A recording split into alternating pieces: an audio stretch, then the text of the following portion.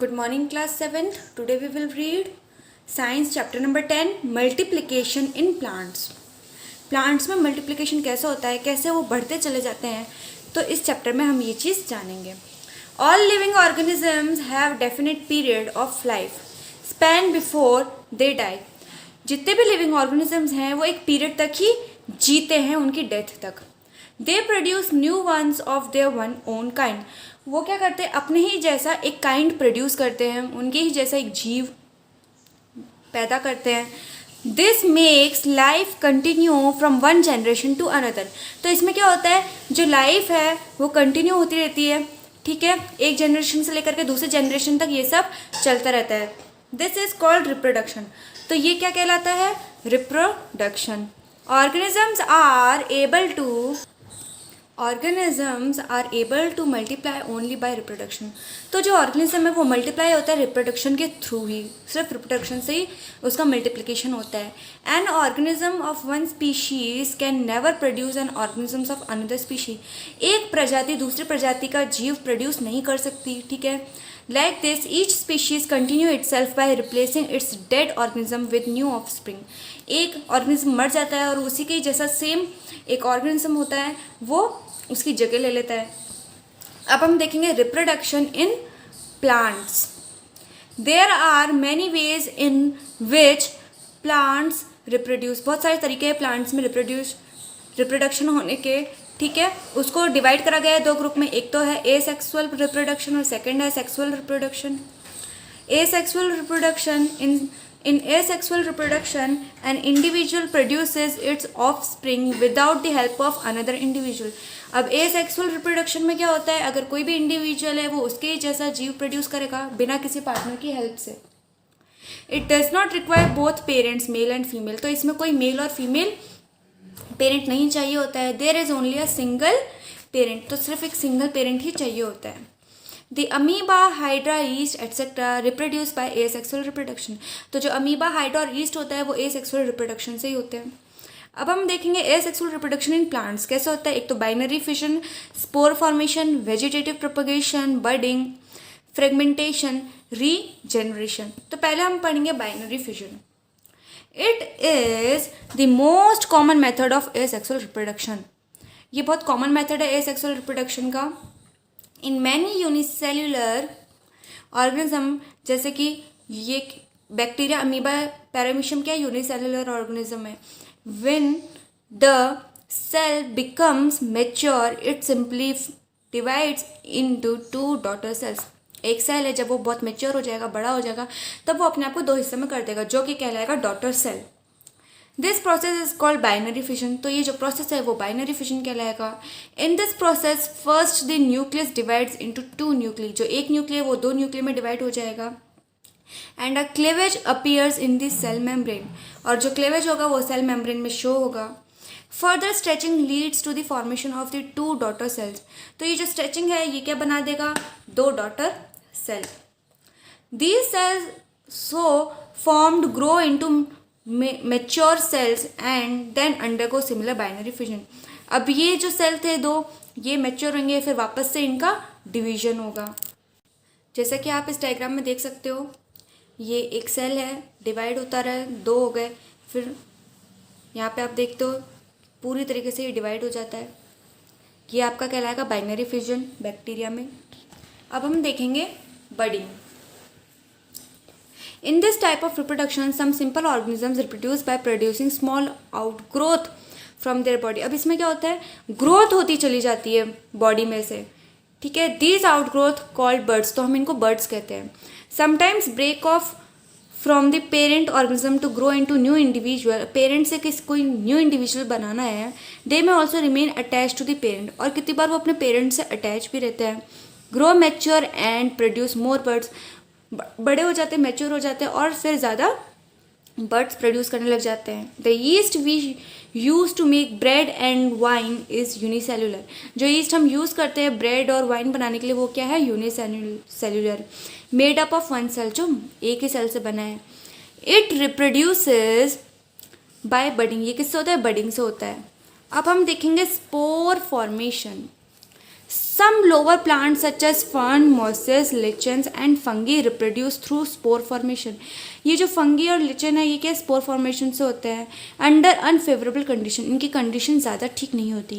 Spores are tiny cells. अब जो spore है वो छोटे छोटे सेल्स है protected by a hard protective coat, जो एक कोट से प्रोटेक्ट करे गए हैं.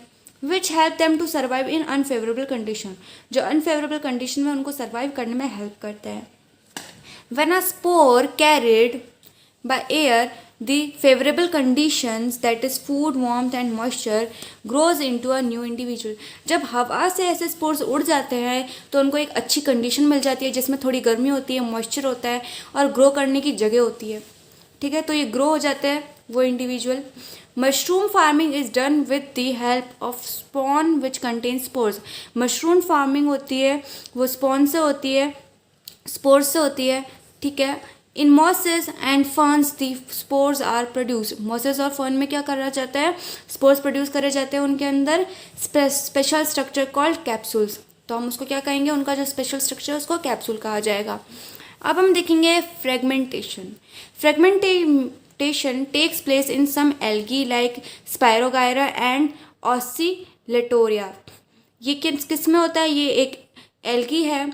ठीक है, ये कहाँ कहाँ पाया जाता है, स्पायरोगायरा में और ऑसिलेटोरिया में.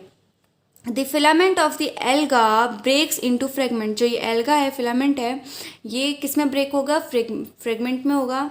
Each fragment or piece grows into a new individual. ये जो फ्रेगमेंट है, ठीक है, ये क्या होगा, एक इंडिविजुअल बन जाएगा. This process is known as fragmentation. तो ये क्या कहलाएगा, fragmentation. Spirogyra floats in ponds. जो स्पायरोगायरा है ये पॉन्ड्स में फ्लोट करता है. Ditches and cover a large area in a short period of time. कम टाइम में ही ये काफ़ी ज़्यादा जगह कवर कर लेता है. This is the reason that stagnant water in ponds always remain covered with green slimy layer. तो पॉन्ड्स में जो पानी होता है वो खाजी कहते हैं हम जिसको, वो ग्रीन कलर की लेयर होती है उससे कवर रहता है. यहाँ पर आप देख सकते हो diagram.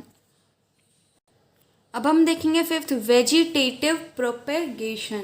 When reproduction takes place only from the vegetative parts of a plant, root, stem और leaf is known as vegetative reproduction. Reproduction में सिर्फ अगर रूट या स्टेम या लीफ का इस्तेमाल किया गया है तो वो वेजिटेटिव रिप्रोडक्शन कहलाएगा. Some of the common method of vegetative propagation are given below. तो कुछ दिए गए हैं.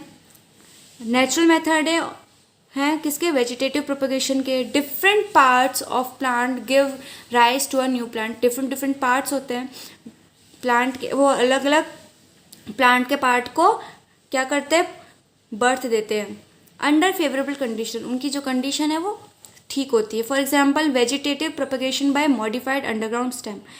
अब अंडरग्राउंड स्टेम से कैसे होगा ये देखेंगे. मॉडिफाइड स्टेम्स लाइक जैसे कि tuber, potato, bulb, onion, rhizome, ginger and corm, alocasia, bear buds. इनमें क्या होता है, बर्ड्स होते हैं. From which the new plant grow. इनसे नया प्लांट ग्रो होता है. आप पोटैटो में देख लीजिए, जिंजर में देख लीजिए.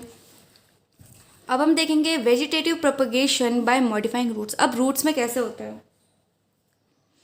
The roots of some plants give rise to new plant. अब जो रूट्स है वो किसी नए प्लांट को जन्म देंगे.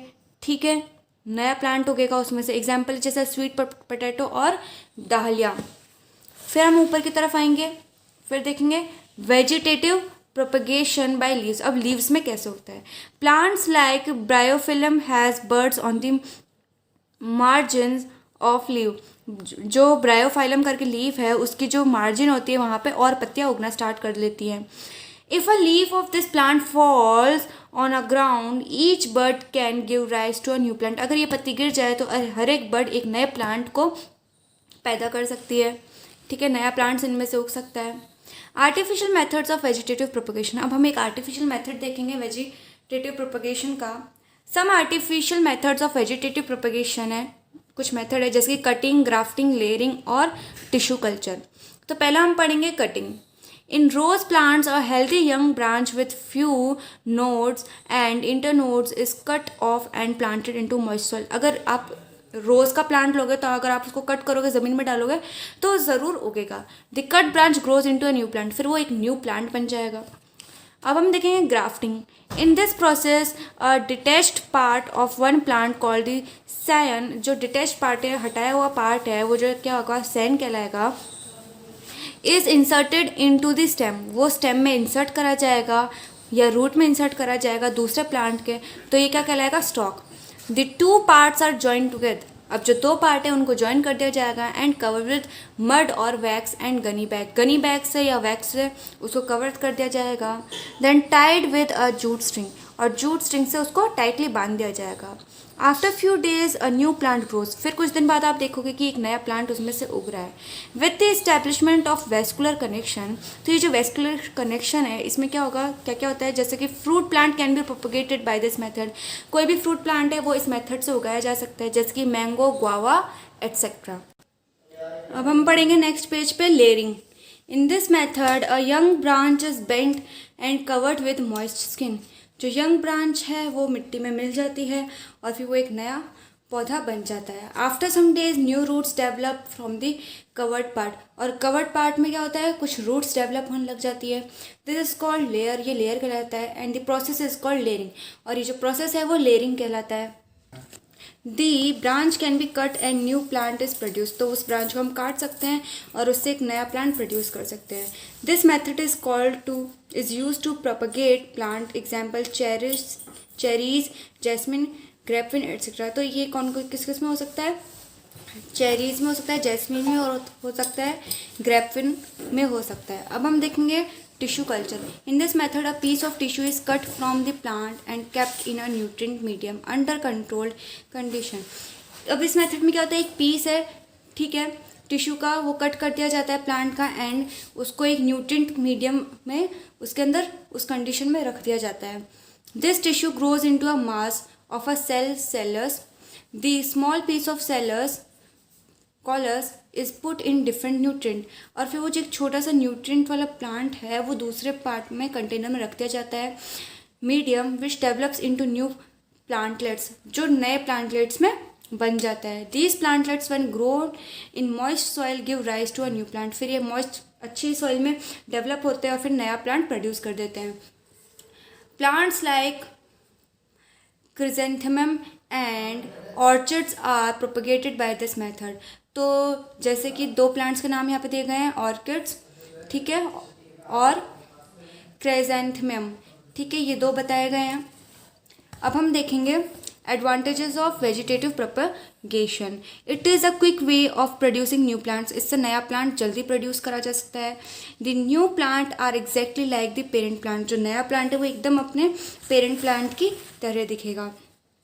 थर्ड है tissue culture can be carried out throughout the year irrespectively of the season, पूरे ईयर में हम इस टिश्यू प्रोसेस से कर सकते हैं, ठीक है, सीजन में। These methods are useful for growing plants which do not produce seeds, अब ये प्लांट्स वहाँ पर यूजफुल है जहाँ पर सीड्स प्रोड्यूस नहीं होते, जिन प्लांट्स के सीड्स प्रोड्यूस नहीं होते।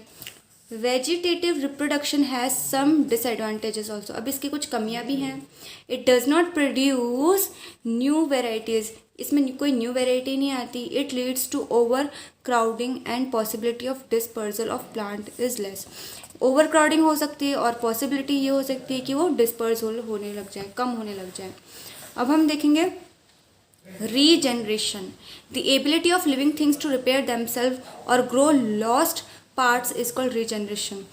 अब इसमें क्या होता है, कोई भी लिविंग थिंग है उसको रिपेयर करो या उसको रीजनरेट करो, दोबारा से उसको ग्रो करा जाए लॉस्ट वाले पार्ट को, तो वो रीजनरेशन कहा जाता है। In regeneration an entire new organism can grow from a part और फ्यू सेल्स, अब कोई भी पूरा पार्ट ग्रो कराया जा सकता है, ठीक है, किसी भी पार्ट से पूरा प्लांट ग्रो कर सकते हैं या उसके सेल से ऑफ द पेरेंट ऑर्गेनिज्म, कोई भी पेरेंट ऑर्गेनिज्म है तो उसके किसी भी पार्ट से हम पूरा नया प्लांट खड़ा कर सकते हैं। For example a small tissue from the body of a hydra and develop into a new organism, हम छोटा सा टिश्यू ले लेंगे हाइड्रा से, फिर उसको डेवलप करेंगे तो एक नया ऑर्गेनिज्म बन जाएगा। The grass on a lawn is moved and it grows again with more vigour, तो जो ग्लास है वो क्या हो जाएगा, उसमें क्या होगा, जो भी प्लांट है वो ग्रास है वो और ज़्यादा वाइड हो जाएगी, बढ़ती चली जाएगी।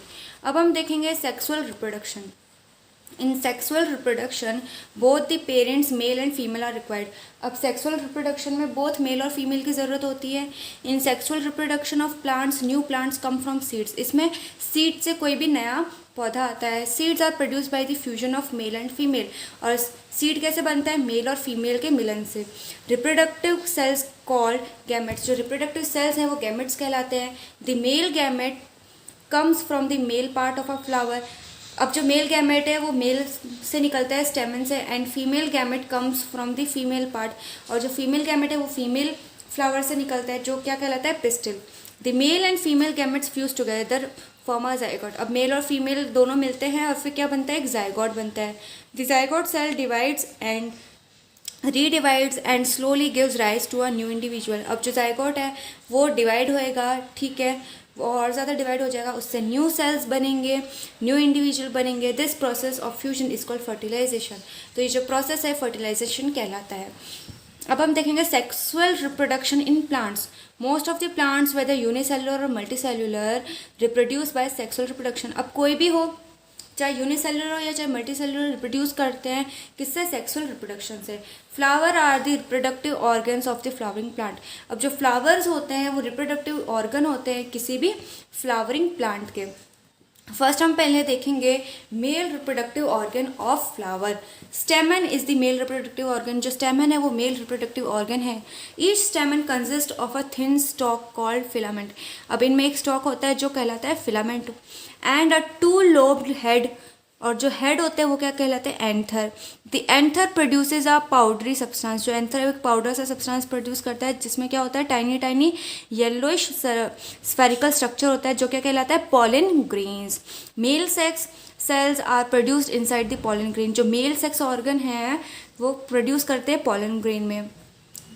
सेक्स सेल्स कहाँ प्रोड्यूस करे जा रहे हैं? पॉलन ग्रेन्स में। अब हम सेकंड देखेंगे female reproductive organ of flower. The carpel और the pistil is the female reproductive organ. जो कार्पेल और पिस्टल है ये फीमेल रिप्रोडक्टिव ऑर्गन है। और carpel consist of stigma. Carpel में क्या होता है? स्टिग्मा होता है, stigma, style and ovary. The ovary has many ovules. Ovary में बहुत सारे ओव्यूल्स होते हैं। ईच पेयरिंग एन एग, उसमें एग होता है या हम कह सकते हैं ovum. Ovules and ovary finally developed into seeds. ये क्या करते हैं? सीड्स में डेवलप कर लेते हैं, ठीक है, एंड फ्रूट रेस्पेक्टिवली। आप यहाँ पर देख सकते हो रिप्रोडक्टिव ऑर्गन फ्लावर के। अब हम देखेंगे unisexual and bisexual. The flowering में भी यूनिसेक्सुअल एंड बायसेक्सुअल। फ्लावर जो होता है वो यूनिसेक्सुअल या बायसेक्सुअल हो सकता है। The flowers which contain either male और female organ are called unisexual flower. अब कोई भी फ्लावर है जिसमें मेल और फीमेल ऑर्गन दोनों हैं वो यूनिसेक्सुअल फ्लावर कहलाता है। एग्जाम्पल के लिए cucumber, corn, papaya. The flower which contains both male और female organs are called bisexual flower. अब जिसमें क्या होता है? बोथ मेल और फीमेल को ऑर्गन्स होते हैं, हम उसको बायसेक्सुअल फ्लावर कह सकते हैं। For example rose, lily, petunia etcetera. तो हमने जाना यूनिसेक्सुअल में अगर किसी भी फ्लावर में एक ही ऑर्गन है, जैसे कि मेल है तो उसके पास मेल ऑर्गन होगा, फीमेल है तो फीमेल, तो वो यूनिसेक्सुअल फ्लावर कहलाएगा। और फिर हम देखेंगे बायसेक्सुअल, उसको कहा जाएगा जिसमें दोनों ही प्रेजेंट होंगे। आप यूनिसेक्सुअल में कंफ्यूज ना हों। अब हम देखेंगे pollination. The transfer of the pollen grains from the anther to stigma is known as pollination. जो ट्रांसफ़र है पॉलन ग्रेन्स का एंथर से लेकर के स्टिग्मा तक, वो क्या कहलाएगा? Pollination. Pollen grains can be carried from anther to the stigma. जो पॉलन ग्रेन्स है वो कैरी करे जाते हैं एंथर से स्टिग्मा से तक, किससे? विंड से, वाटर से और इंसेक्ट से। Pollination is of two type. अब जो पॉलिनेशन है वो दो टाइप का है, सेल्फ पॉलिनेशन है और क्या? Cross pollination. When pollen grains are transferred from the anther of a flower to the stigma of the same flower, it is known as self pollination. अगर एक ही फ्लावर के अंदर क्या होगा? एंथर से स्टिग्मा तक होगा पॉलिनेशन, तो वो क्या कहलाएगा? सेल्फ पॉलिनेशन, ठीक है। And cross pollination. When pollen grains are transferred from the anther of a flower to the stigma of the same flower is known as self pollination. तो हम समझ गए अगर सेम फ्लावर में पॉलिनेशन होगा, ठीक है, तो वो क्या होगा? अगर एक ही फ्लावर में होगा एंथर से स्टिग्मा तक तो सेल्फ पॉलिनेशन होगा। तो ये पहला टाइप है कौन सा? Self pollination. अब हम पढ़ेंगे इसमें आगे cross pollination. When pollen grains are transferred from the anther of a flower of one plant to the stigma of a flower of another plant, it is known as cross pollination। तो अब क्या होगा, अगर किसी दूसरे flower में ये transfer हो रहा है, जो मैंने बताया एंथर से स्टिग्मा तक, वो क्या होगा? क्रॉस पॉलिनेशन होगा। इन pollination pollen grains are carried from flower to flower by wind। अब इसमें विंड से फ्लावर तक पॉलिनेशन होता है, इंसेक्ट की हेल्प से होता है, bird. Usually in cross pollination plant have large sweet smelling flower. अब प्लांट के पास क्या होता है इस पॉलिनेशन के दौरान? बड़े फ्लावर्स होते हैं, बहुत अच्छी खुशबू आती है उनमें से। These features help to attract insect and bird. तो ये हेल्प करते हैं इंसेक्ट और बर्ड को, ठीक है, अट्रैक्ट करने के लिए। अब हम देखेंगे how does pollination occur. Pollination कैसे होता है?